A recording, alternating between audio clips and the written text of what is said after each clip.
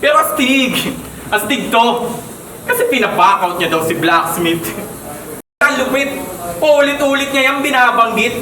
Pinabackout niya daw yung tao na bakasyon lang naman ang trip. Real talk. Yan, tanggapin mo na lang katotohanan. Minsan masakit. Harap-harapan kanyang minaliit. Biruin mo, imbis na sulatan kanya ng bara, mas inuna niya pa repa, humanap ng weed. Real talk, ayan si Nitro pati si JT. Ha?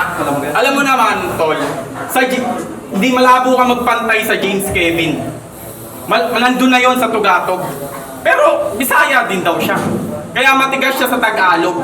Nang marinig ko yun, ako'y napaisip saglit, bes. Yung linya kasi medyo pamilyar. Kaya... Yo, nang marinig ko yun, ako'y napaisip saglit, bes. Yung linya kasi medyo pamilyar. Kaya pala, yung ideya galing sa laban ni Blacksmith at Apex. Tingnan mo, may pabago-bago ka pang nalalaman. Okay sana kung ginawa mong parody yung linya. Ang kaso, halatadong recycle. Kaya paano kami bibilib sa inyan, brother? Para ka lang naman nagpapanggap na photographer kasi hindi ka marunong gumawa ng sarili mong angle. Kaya sige, pagsigawan mo lang na malalim ka na parang si Alfredo. Sa bagay, maputi, chinito, konti na lang din, panot ka na rin, iho. Pero kahit sa kulay pa tumingin, malabo kong madaig nitong Alfredo. Kasi aanin naman ng malalim ang puti niya kung ang nananaig ngayon, moreno. Ano, gets mo? Yo!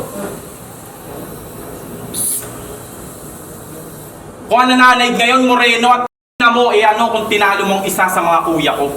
Wala pa rin yan, hindi pa rin yan sapat na dahilan para ako'y matakot. Iginanti ko na siya sa'yo kung di mo lang alam. Nung gabi na nag-inuman tayo nila Franz, yung damit mo, pinahirang ko ng pulangot.